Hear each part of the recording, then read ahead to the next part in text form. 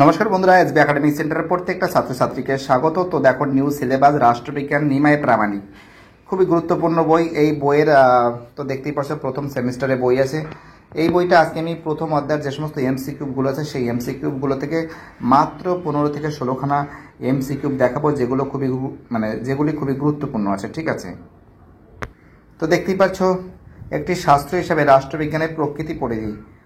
তো এখান থেকে তোমরা যে সমস্ত প্রশ্নগুলো পড়বে আমি তোমাদের দেখিয়ে দিচ্ছি। যেমন এগুলো খুবই গুরুত্বপূর্ণ, রাষ্ট্রবিজ্ঞানের সংখ্যা কে কী বলেছে, ব্লুমস্কি কে বলেছে। ঠিক আছে, তো এখান থেকে তোমাদের আমি কিছু প্রশ্ন সিলেক্ট করছি যেটা তোমাদের আমি ভিডিওর লাস্টের দিকে দেখিয়ে দেবো। তো দেখো, আমি এখান থেকে যে সমস্ত প্রশ্নগুলো আসতে পারে একদম 100% শিওর, সেগুলো কিন্তু খুব সুন্দর করে একটা ভিডিওর মাধ্যমে আমি তোমাদের দিচ্ছি, তোমরা ওয়েট করো। ঠিক আছে, তো দেখো কোনগুলো গুরুত্বপূর্ণ। আমি সুন্দর করে 16খানা কোশ্চেন সিলেক্ট করেছি এমসিকিউ। ওকে, তো দেখতেই পাচ্ছ যে সমস্ত প্রশ্নগুলো আমি সিলেক্ট করেছি খুবই গুরুত্বপূর্ণ।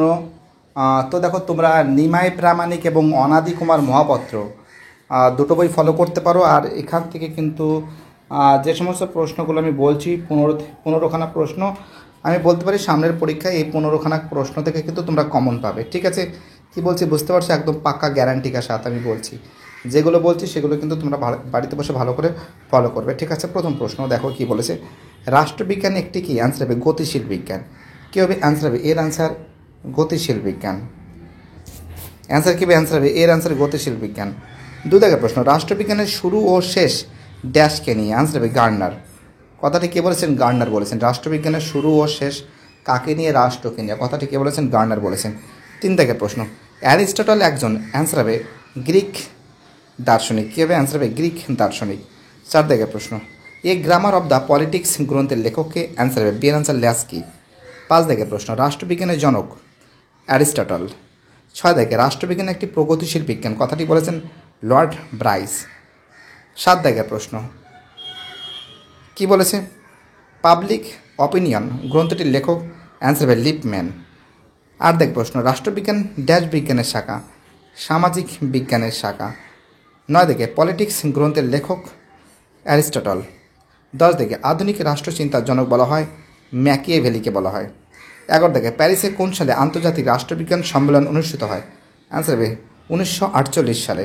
12 দাগে, রাষ্ট্রবিজ্ঞানের শুরু ও শেষ রাষ্ট্রকে নিয়ে। কথাটি কে বলেছেন? বিয়ার গার্নার। 13 দাগের প্রশ্ন,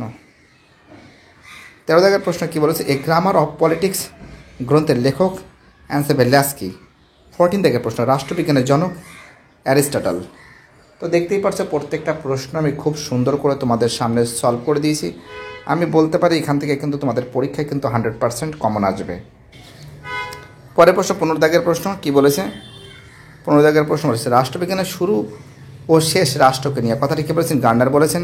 16 দাগে, প্যারিসে কোন সালে আন্তর্জাতিক রাষ্ট্রবিজ্ঞান সম্মেলন অনুষ্ঠিত হয়? অ্যান্সার হবে 1948 সালে। তো দেখো, প্রত্যেকটা প্রশ্ন ইম্পর্টেন্ট, প্রত্যেকটা প্রশ্ন ভাইটাল। যে সমস্ত ছাত্রছাত্রীরা এসবি একাডেমিক সেন্টারের সঙ্গে যুক্ত আছে, যারা দিনের পর দিন এসবি একাডেমিক সেন্টারকে সাপোর্ট করেছে, তাদের আমি অসংখ্য ধন্যবাদ জানাই। তো দেখো, আমি এই সমস্ত টোটাল 15 থেকে 16খানা কোশ্চেন সিলেক্ট করেছি প্রথম অধ্যায় থেকে। আমি বলতে পারি এখান থেকে 100% তোমরা পরীক্ষায় কমন পাবে। ভিডিওটি দেখার জন্য এসবি একাডেমিক সেন্টারের তরফ থেকে প্রত্যেকটা ছাত্রছাত্রীকে জানাই অসংখ্য ধন্যবাদ। সুস্থ থাকো, ভালো থাকো, চ্যানেলের সঙ্গে যুক্ত থাকো, এটাই আমার একান্ত অনুরোধ তোমাদের কাছে।